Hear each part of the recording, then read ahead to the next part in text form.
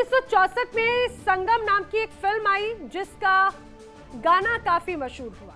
दोस्त दोस्त ना रहा, प्यार प्यार ना रहा। शायद ये गाना उस समय पर जो सुपरहिट गाना हुआ करता था वो आज बिल्कुल मुफीद बैठता है। क्यों, बताएंगे आगे आपको। आम जिंदगी में कुछ ऐसे दोस्त होते हैं जो स्वार्थी होते हैं, जो वक्त बदलते ही अपना रुख बदल लेते हैं मौसम की तरह। अब देखिए कैसे कल तक ट्रंप और नेतन्याहू जो जिगरी यार थे, आज दोनों की दोस्ती में दरार आ गई। ट्रंप ने इजरायल और नेतन्याहू की जंग में बलि चढ़ा दी। कैसे, इस पूरी एक्सक्लूसिव स्टोरी को जब आप देखेंगे तो आप बखूबी समझ पाएंगे कि आखिर चल क्या रहा है। आखिर क्यों कहा जा रहा है कि दोस्त दोस्त ना रहा, प्यार प्यार ना रहा। अब मिडिल ईस्ट में जंग में अमेरिका को शांति चाहिए, ट्रंप को डील चाहिए। ट्रंप जंग लड़ने की धमकी तो देते हैं, लेकिन उससे ज्यादा बार डील के लिए वो रोना रो चुके हैं। ट्रंप जब भी मुंह खोलते हैं तो बस एक ही बात कहते हैं, ईरान से डील पर बात चल रही है, ईरान को डील के लिए तैयार किया जा रहा है, हमने ईरान के सामने ये प्रस्ताव रखा, ईरान की तरफ से ये प्रस्ताव आया। यानी हर बार ट्रंप की तरफ से सिर्फ और सिर्फ डील की बात होती है। हर हाल में ट्रंप को डील चाहिए और इसके लिए ट्रंप कुछ भी करने को तैयार हो जाते हैं, बाय हुक और क्रोक। अब खबर यह है कि ट्रंप ने डील के लिए इजराइल की बलि भी चढ़ा दी। आपको सुनने में अटपटा लगे, लेकिन हकीकत तो यही नजर आती है। दरअसल सूत्रों के हवाले से खबर है कि ट्रंप ने ईरान को कहा कि जंग नहीं डील करो। समझिए, ट्रंप ने ईरान को कहा है। आईआरजीसी और ईरान ने क्या कहा इसके बाद में, उन्होंने कहा कि भाई हमें डील में कोई इंटरेस्ट नहीं है, हम अपने नेता का बदला चाहते हैं और विदेशों में जो हमारा पैसा फंसा हुआ है वो हमें चाहिए, बस उसे रिलीज कर दो। हॉर्मुज पर ईरान के नियंत्रण को मान्यता दे दो और फिर से मिडिल ईस्ट में अमेरिका की दादागिरी हम बर्दाश्त नहीं करेंगे। ईरान ने क्लियर कट कह दिया कि ओमान की खाड़ी से अपनी नाकेबंदी हटा लो, फिर देखा जाएगा कि क्या होगा, हमें कोई डील से मतलब नहीं है। तो डोनाल्ड ट्रंप ने क्या कहा, डील की बात हमसे कर लो, हॉर्मुज और परमाणु मुद्दे पर हम बात आगे कर लेंगे, विदेशी पैसा जो फंसा हुआ है चलो वो भी हम दे देंगे, वो भी किश्तों में लौटा दिया जाएगा, लेकिन अपने नेता के मारे जाने का हिसाब हमसे नहीं, इजराइल से कर। और यहीं पर ही बात ऐसी आ गई कि बेंजामिन नेतन्याहू का दिल टूट गया। अमेरिका ने ये साफ साफ कह दिया कि ईरान को परमाणु कार्यक्रम बस रोकना चाहते थे। टॉप लीडरशिप के खात्मे का प्लान हमारा नहीं बल्कि इजराइल का रचा हुआ था, तो उसका हिसाब किताब जो भी है वो इजराइल से करना है। तो ईरान ने इस पर कहा ठीक है, आगे देखते हैं। बस इसके बाद जो हुआ वो तस्वीरें आपके सामने हैं। आनन फानन में ईरान ने इजराइल पर ताबड़तोड़ मिसाइल दागी, लगातार हमले किए गए, ऐसे हमले किए गए कि तेल अवीव संभल भी नहीं पाया। कहते हैं कि ईरान ने मिसाइलों का जखीरा और ड्रोन से इजराइल में तबाही मचा दी। हर घंटे इजराइल में सायरन बज रहे हैं, तबाही की बड़ी तस्वीरें यहां पर नजर आ रही हैं। खबर है कि ईरान ने इजराइल में 20 से ज्यादा मिसाइलें और करीब 50 से ज्यादा ड्रोन दागी हैं और बदले में इजराइल ने ईरान के 10 से ज्यादा ठिकानों को टारगेट बनाने की कोशिश की। अब ईरान पर इजराइल के बड़े हवाई अभियानों की खबरें भी लगातार सामने आ रही हैं। अब रिपोर्ट्स तो ये भी कहती हैं कि तेहरान हो, तबरीज, करज, नजफाबाद और इस्फान समेत कई शहरों में मिसाइल और लड़ाकू विमानों के जरिए हमले किए गए। कुल मिलाकर कहा जाए तो ईरान और इजराइल में सीज फायर अब टूट चुका है और हो रही है जमकर बमबारी। आज की कुछ ताजा तस्वीरें आपको दिखाते हैं और आगे की खबर आपको बताते हैं। जो तस्वीरें आप देखेंगे तो आप भी समझ पाएंगे कि आखिर यहाँ पर हो क्या रहा है। देखिए, इजराइल में मिसाइल गिरने की तस्वीर नजर आती है, आपको पूरा भी आसमान काला नजर आ रहा है, लेकिन अचानक से यहाँ पर आसमान से कुछ गिरता हुआ नजर आता है। यहाँ पे सायरनों की आवाज सुनाई देती है, धमाका होता है, हलचल मचती है और आसमान पूरी तरह से ऐसे ही लगातार मिसाइलों से भरा हुआ नजर आता है। इन आवाजों को सुनिए, धमाके की आवाज है या सायरन की आवाज है। एक बार फुल फ्रेम में तस्वीर, ये जो तस्वीरें आपके सामने हैं उससे ये तो स्पष्ट हो जाता है कि किस तरह से इजराइल और ईरान के बीच तनाव है। ये वहां पर मौजूद लोगों ने अपने मोबाइल में खौफनाक मंजर को कैद किया। देखिए, आसमान में अचानक से हलचल होती है और एक मिसाइल आकर गिरती है और उस मिसाइल के अवशेष, ये इन तस्वीरों को कहां तक नकारेंगे बेंजामिन नेतन्याहू। ये तस्वीरें सामने आई हैं, ये तस्वीरें इजराइल के इलाके की हैं और ईरान की मिसाइल के अवशेषों की तस्वीर है। किस तरह से ईरान की मिसाइल इजराइल के आसमान को चीरते हुए आई, अपने टारगेट पर जाकर गिरी, जमकर तबाही मचाई। ईरान की टीवी पर प्रसारित भी बाकायदा इस पूरी घटना को किया गया और ये भी बताया गया कि ईरान ने एक साथ 10 मिसाइलें इजराइल पर दागी हैं। ये जो आपको तबाही का मंजर नजर आ रहा है, ये ईरान की तरफ से किए गए हमले की है। हमला किया है इजराइल पर और एक तरफ शांति वार्ता पर बातचीत होती है। डोनाल्ड ट्रंप लगातार शांति प्रस्ताव पर डील करने की बात करते हैं, लेकिन जिस रूप में यहां पर तबाही नजर आई उससे यह तो स्पष्ट हो जाता है कि अब मिडिल ईस्ट में शांति दूर की कौड़ी मात्र है और कुछ नहीं। चलिए आगे बढ़ते हुए आपको कुछ और तस्वीरें दिखाते हैं, किस तरह से इजराइल ने बाकायदा इतनी मिसाइलें यहां पर गिराई हैं जो जमकर एक तरह से तबाही का मंजर नजर आता है। आगे बढ़ते हुए कुछ और तस्वीरें जो सामने आई वो भी आपको दिखाते हैं। अब जो तस्वीरें हम आपको दिखाएंगे, तेहरान की भी ऐसी ही तस्वीरें। ईरान ने मिसाइलें दागी, सड़कों पर किस तरह से हालात यहां पर थे और बाकायदा लोग सड़कों पर उतरे हुए थे।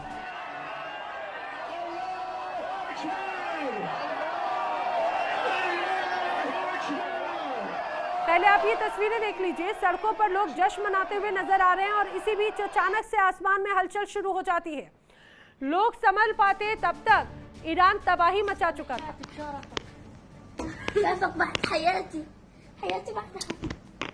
अब ऐसा लगता है खासतौर से इजराइल के लिए या ईरान के लिए ये तस्वीरें तो बड़ी आम हो चुकी हैं और ये तस्वीरें अभी इन दिनों बहुत सामान्य तौर पर ऐसा लगता है कि नजर आती हैं। देखिए, लोग जश्न में डूबे थे, किसी ने सोचा भी नहीं था कि अचानक से इस तरह के हमलों को अंजाम दिया जाएगा और अचानक यहाँ भगदड़ मच जाएगी। एक कॉन्सर्ट के दौरान यहाँ पर लोग इकट्ठा हुए और इस दौरान बड़ी संख्या में लोग वहाँ पे मौजूद थे।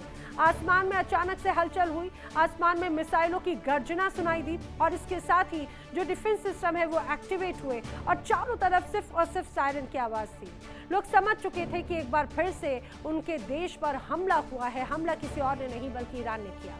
कुछ और तस्वीरें आपको दिखाते हैं आगे बढ़ते हुए। अब आपको तस्वीरें हम दिखाएंगे तेहरान की।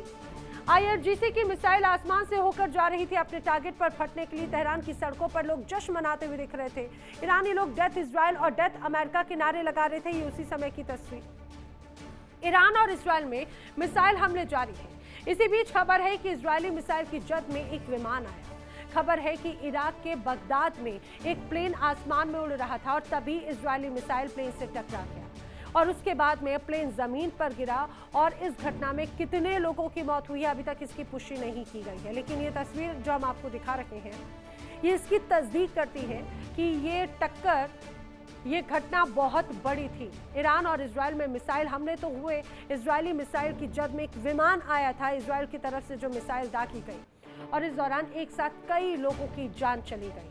कई लोग उस फ्लाइट में मौजूद थे और यही वजह है कि इन घटनाओं को देखते हुए बाकायदा कई देशों ने एडवाइजरी जारी की है।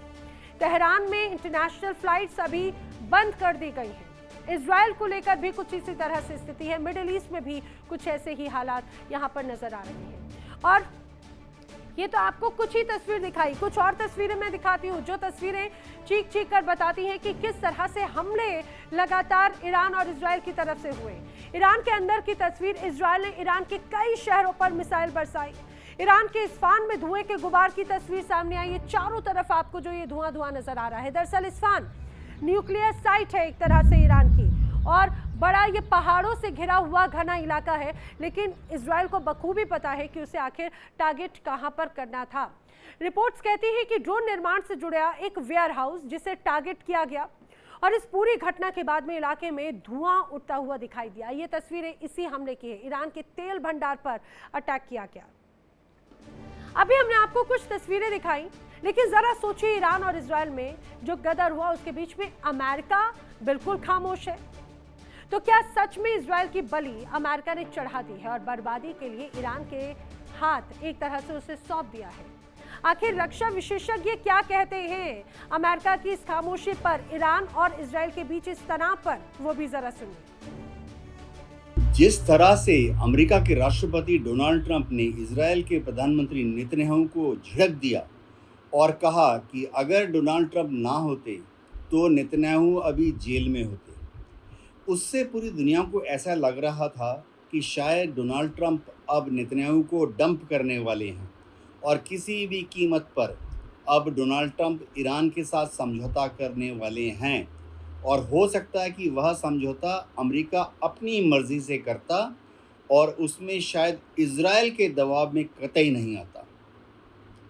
लेकिन अब 2 दिनों के बाद यह क्लियर हो गया है कि जब डोनाल्ड ट्रंप ने नेतन्याहू को डांटा और जब डोनाल्ड ट्रंप ने नेतन्याहू को कहा कि डोनाल्ड ट्रंप यानी अमेरिका अब ईरान से सीधा एक समझौता साइन कर लेगा, असल में डोनाल्ड ट्रंप का मकसद क्या था? डोनाल्ड ट्रंप का मकसद ये था, ये इनडायरेक्टली दुनिया को बताना कि डोनाल्ड ट्रंप तो ईरान के साथ शांति समझौता साइन करने के लिए अग्रसर हो रहे हैं। मकसद ये था इजराइल को डांटकर डोनाल्ड ट्रंप दुनिया भर के देशों को और अपने अमेरिका के नागरिकों को बताने की कोशिश कर रहे थे कि डोनाल्ड ट्रंप तो बहुत ही उदार दिल के हैं, डोनाल्ड ट्रंप इजराइल के काबू में नहीं हैं। नेतन्याहू ने क्या डोनाल्ड ट्रंप पर कोई जादू किया है? कतई नहीं। तो सुना आपने एक्सपर्ट्स क्या कहते हैं, खास तौर से ईरान इजराइल के इस तनाव और अमेरिका की इस खामोशी को लेकर। क्या ये दोस्ती टूट गई? अब ईरान ने इजराइल पर भीषण मिसाइल हमला किया, जिसके बाद दोनों देशों के बीच में अप्रैल 2026 में जो युद्ध विराम था वो पूरी तरह से टूट गया। और इस पूरी ताजा सैन्य हमले ने पूरे मिडिल ईस्ट में महायुद्ध के खतरे को और भी ज्यादा बढ़ा दिया है। मिडिल ईस्ट के देशों ने एयर डिफेंस सिस्टम को एक्टिव कर दिया और कुवैत और सऊदी ने तो एयर स्पेस को भी एक तरह से बंद कर दिया। उधर भारत ने भी ईरान में रह रहे नागरिकों को तत्काल ईरान छोड़ने के लिए कहा है। यानी कुल मिलाकर अगर कहा जाए तो मिडिल ईस्ट में एक बार फिर से बारूदी गंध आने लगी है। आसमान में जिस तरह से यहाँ पर हलचल है, आसमान को चीरते हुए मिसाइल अपना रास्ता तय कर रही है। पक्षियों की झुंड की तरह ड्रोन आसमान में मंडरा रहे हैं और मौत के काले बादल एक बार फिर से नजर आने लगे हैं। चलिए आपको ग्राफिक्स के जरिए बताते हैं कि अमेरिका ने इजराइल की बलि आखिर कैसे चढ़ा दी और क्यों ये दावा किया जा रहा है, आखिर क्यों बलि चढ़ाई गई है। ईरान ने इजराइल को एक तरह से दहला कर रख दिया है। शायद नेतन्याहू इस बात को पहले समझ भी नहीं पाए होंगे। ईरान ने इजराइल के कई शहरों पर मिसाइल दाग दी, चाहे बात तेल अवीव की हो, इजराइल का हाइफा हो या इजराइल का यरूशलेम, यहाँ पर कई बड़े अटैक किए गए। ईरान ने 25 से ज्यादा बैलिस्टिक मिसाइलें दागी हैं। ईरान ने कई ड्रोन के जरिए इजराइल पर अटैक किया है। नेवातीम, तेल नोफ और रमत डेविड सैन्य ठिकानों को भी बाकायदा निशाना बनाया गया। इतना ही नहीं, ईरान ने ये दावा किया कि ये लेबनान में हुए हमलों का जवाब था। बैरूत पर किए जा रहे हवाई हमलों का भी एक तरह से बदला लिया गया। अब ईरान का दावा है कि जंग में इजराइल ने सीजफायर का उल्लंघन किया। लेबनान के हिजबुल्लाह गुट ने भी इजराइल पर बड़े अटैक किए। हिजबुल्लाह ने भी ड्रोन और रॉकेट से इजराइल को निशाना बनाया, यानी कि चारों तरफ से इजराइल को टारगेट किया गया। लेकिन ऐसा नहीं है कि इजराइल खामोश था। इजराइल ने भी प्रचंड पलटवार किया। इजराइल की जो रक्षा बल है IDF, इजराइल डिफेंस फोर्स, उसने हमले को बेहद गंभीर बताया और IDF ने कहा है कि हर हमले का करारा जवाब जरूर दिया जाएगा। इजराइल ने ईरान के कई इलाकों में जवाबी बमबारी की है। माहर शहर के पेट्रोकेमिकल कॉम्प्लेक्स पर भी अटैक किए गए हैं। लेकिन सबसे महत्वपूर्ण बात यह कि इन सबके बीच में जो तीसरा बड़ा देश रहा, अमेरिका, उसका क्या रुख है? क्या वो खामोश है? क्या कोई स्टैंड लिया गया? क्या ईरान के बाद में कोई ईरान पर एक्शन लिया, इजराइल का साथ दिया? समझिए, अमेरिका ने ईरान और इजराइल से संयम बरतने की अपील की है। खामोशी के साथ में दोनों देशों से शांति बनाए रखने का आग्रह किया। अमेरिका ने सीज फायर का पालन करने पर जोर दिया है। ईरान और इजराइल से युद्ध विराम का सम्मान करने को कहा है। अब हालात ये हो गए हैं कि पूरा मिडिल ईस्ट एक बार फिर से हाई अलर्ट पर है। कई देशों में अलर्ट है। इराक हो, सीरिया हो, इन्होंने तो अपने हवाई क्षेत्र तक बंद कर दिए। जॉर्डन में एक ईरानी रॉकेट गिरने की खबर सामने आई। इतना ही नहीं, जो खाड़ी के अन्य देश हैं, उन्होंने उड़ानों पर एक तरह से अस्थायी रोक लगा दी। तनाव बढ़ने के बीच में तेल की कीमत में 30% से एक तरह से उछाल भी आ चुका है। ये हालात हो चुके हैं इस पूरे तनाव के बीच में। और ये समझिए कि जिस तरह से अभी हालात हैं वो कंट्रोल होते हुए तो फिलहाल नजर नहीं आते। ईरान और इजराइल के बीच में एक बार फिर से जंग छिड़ गई है। ईरान की ओर से इजराइल एयरबेस पर कई मिसाइलें दाग दी गईं। आज सुबह इजराइल द्वारा तेहरान इस्फान पर किए गए भीषण पलटवार ने पूरी दुनिया को हिला कर रख दिया। और इस बारूद के बरसते ही अप्रैल के महीने में अमेरिका द्वारा पर्दे के पीछे से तैयार कराया गया शांति का रोड मैप पूरी तरह से मटियामेट हो चुका है। इस पूरे सनसनीखेज घटनाक्रम ने दुनिया के सामने दो बड़े सवाल खड़े कर दिए। क्या कल रात हुई इस भिड़ंत के बाद अमेरिका और ईरान के बीच का सीज फायर हमेशा के लिए अधूरा रह जाएगा? क्या मिडिल ईस्ट अब एक ऐसे महायुद्ध की तरफ बढ़ रहा है जहां से वापसी का कोई रास्ता नजर नहीं आता? इस ताजा लड़ाई की शुरुआत की दो कड़ियां हैं। पहला, इजराइल का पड़ोसी देश लेबनान इसमें कूदा। लेबनान के संगठन हिजबुल्लाह ने इजराइल पर रॉकेट दागे, जिसके जवाब में इजराइल ने लेबनान की राजधानी बैरूत पर भीषण हवाई हमले किए। चूंकि हिजबुल्लाह को ईरान का पूरा समर्थन हासिल है, इसीलिए अपने साथी को पिटता देख ईरान गुस्से में आ गया। ईरान ने सीधे इजराइल के सैन्य बेस पर बड़े हमले कर दिए। ये कहा जाए कि रात में 10 मिसाइलें एक साथ दाग दी। लेकिन इजराइल ने भी बगैर देर की 8 जून की सुबह होते होते ईरान की राजधानी तेहरान और इस्फहान शहर पर जवाबी एयर स्ट्राइक कर दी। हमले इतने अचानक हुए कि ईरान को तुरंत अपने इमाम खमेनी इंटरनेशनल एयरपोर्ट समेत पूरे देश के एयर स्पेस बंद करने पड़े। दोनों तरफ से सीधे हमले होने के बाद में हालात बेकाबू हो चुके हैं और यही कहा जाए कि यही समय का सबसे बड़ा सवाल है कि अप्रैल में अमेरिका ने जो सीज फायर कराया था, उसकी सबसे बड़ी कमजोरी ये थी कि उसमें लेबनान के हिजबुल्लाह को शामिल किया ही नहीं गया। इजराइल कह रहा था कि वो ईरान से तो नहीं लड़ेगा, हाँ, लेकिन लेबनान में घुसकर हिजबुल्लाह को मारता जरूर रहेगा। और यही वजह है कि पिछले कुछ वक्त में हमने देखा दक्षिणी लेबनान में किस तरह से तबाही इजराइल ने मचाई है। वहीं ईरान का स्टैंड बिल्कुल क्लियर कट था कि अगर उसके साथियों पर हमला हुआ तो वो खामोश नहीं बैठने वाला। और अभी देखिए 4 जून को ही हिजबुल्लाह ने अमेरिका के नए शांति प्रस्ताव को धोखा कहा और खारिज कर दिया। नतीजा ये रहा कि अमेरिका और ईरान के बीच की जो पूरी बातचीत है वो धरी की धरी रह गई और सीज फायर का सपना भी एक तरह से अधूरा रह गया। इस पूरी लड़ाई में अमेरिकी राष्ट्रपति डोनाल्ड ट्रंप भी भारी दबाव में है। अमेरिका अब तक इजराइल की मदद के लिए अरबों डॉलर पानी की तरह बहा चुका है, जिसका बोझ अमेरिकी जनता पर पड़ रहा है। अमेरिकी मीडिया के अनुसार राष्ट्रपति ट्रंप ने इजरायली पीएम बेंजामिन नेतन्याहू से ये साफ-साफ कहा कि अब ईरान पर और जवाबी हमले ना करें। अमेरिका किसी भी तरह अपनी अधूरी रह गई सीज फायर वार्ताओं को बचाना चाहता है। आइए अब आपको ग्राफिक्स के जरिए बताते हैं कि इजराइल और ईरान के बीच आखिर हुआ क्या क्या है। दरअसल ईरान इजराइल युद्ध की जो पूरी टाइमलाइन है वो जरा समझिए। अमेरिका और इजराइल ने ईरान पर बड़े हमलों को अंजाम दिया है। युद्ध की शुरुआत कब हुई? युद्ध की शुरुआत होती है 28 फरवरी 2026 से। दोनों की तरफ से बड़े हमले हुए और इसके साथ ही बड़े युद्ध की शुरुआत हुई थी। हिजबुल्लाह की एंट्री होती है 2 मार्च 2026 से। ईरान के समर्थन में हिजबुल्लाह जंग में उतरा, इजराइल पर रॉकेट दागे गए, इजराइल ने भी जवाबी कार्रवाई की। लेकिन इन सब के बीच में अस्थायी युद्ध विराम शुरू हुआ 7 से 8 अप्रैल 2026 यानी कि कुछ समय पहले। कमजोर और अस्थायी सीज फायर एक तरह से लागू किया गया। इजराइल लेबनान मोर्चा पूरी तरह से इसमें शामिल था ही नहीं। बैरूत पर हमले और जमीनी कार्रवाई लगातार की जाती रही ईरान की तरफ से। मई 2026 में इजराइल ने लेबनान में कई बड़े हमले किए।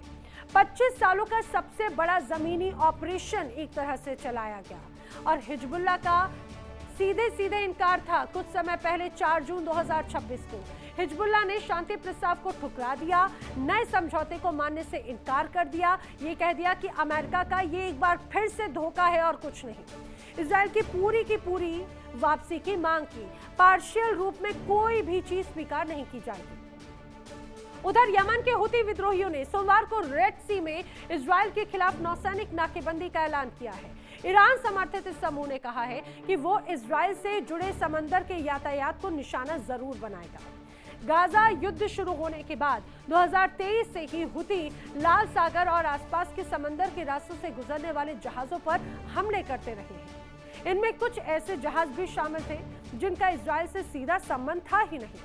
हुतियों के पिछले हमलों का असर पूरी दुनिया की समंदर की व्यापार व्यवस्था पर पड़ा। सुरक्षा जोखिम बढ़ने के कारण कई जहाजों को लाल सागर और स्वेज नहर का रास्ता छोड़कर अफ्रीका के दक्षिणी सिरे से लंबा चक्कर लगाकर जाना पड़ा।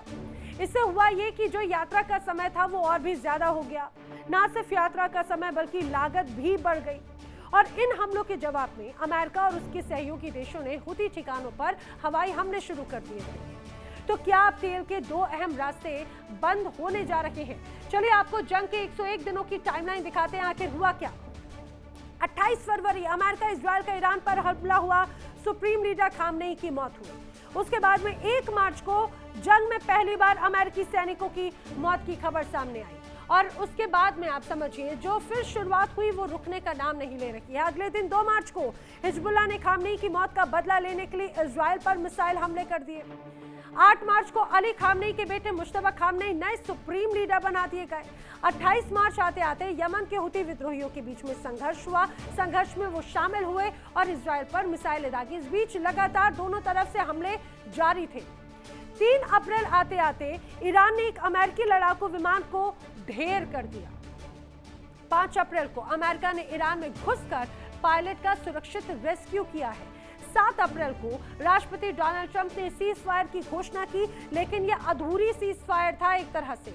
10 अप्रैल को अमेरिका और ईरान के प्रतिनिधिमंडल ने पाकिस्तान में बैठक की, आमने सामने बात करने की कोशिश की, लेकिन हुआ क्या, कुछ नहीं, समझौता हुआ ही नहीं। 12 अप्रैल को अमेरिकी सेना ने स्ट्रेट ऑफ हॉर्मुज में आने जाने वाले सभी जहाजों पर नाकेबंदी एक तरह से शुरू कर दी। 3 मई को अमेरिका ने हॉर्मुज से गुजरने वाले जहाजों की सुरक्षा के लिए प्रोजेक्ट फ्रीडम शुरू किया। ईरान के हमलों के बाद में ट्रंप ने प्रोजेक्ट फ्रीडम को रोकने का ऐलान उसके 2 दिन बाद ही यानी कि 5 मई को एक तरह से कर दिया था। 31 मई इजराइल ने लेबनान के बोफोर्ट किले पर एक तरह से कब्जा कर लिया। हुआ ये 3 जून आते आते अमेरिका ईरान ने एक दूसरे के ठिकानों पर फिर से हमले कर दिए। 7 जून को सीज फायर के 2 महीने पूरे हुए। 2 महीने बाद दोबारा जंग शुरू हो गई और हुआ ये कि घातक प्रहार दोनों देश एक दूसरे पर लगातार कर रहे हैं। उधर ट्रंप ने कहा है कि इजरायली प्रधानमंत्री बेंजामिन नेतन्याहू के पास अमेरिका और ईरान के बीच में होने वाली किसी भी समझौते को स्वीकार करने के अलावा कोई विकल्प नहीं होगा। उन्होंने ये भी कहा कि ईरान के ताज़ा मिसाइल हमलों से वार्ता प्रक्रिया एक तरह से प्रभावित नहीं हुई है। ये क्लियर कट कहा जा चुका है और यही वजह है कि बार बार कहा जा रहा है कि क्या अमेरिका ने सीधा अकेला छोड़ दिया है अपने साथी बेंजामिन नेतन्याहू को। देखिए इंडिया डेली 24/7 अब आपके स्मार्ट टीवी पर। इंडिया डेली मौजूद है सभी डिजिटल प्लेटफॉर्म पर लाइव और लगातार। इंडिया डेली 24/7 हर दिन राष्ट्र को समर्पित।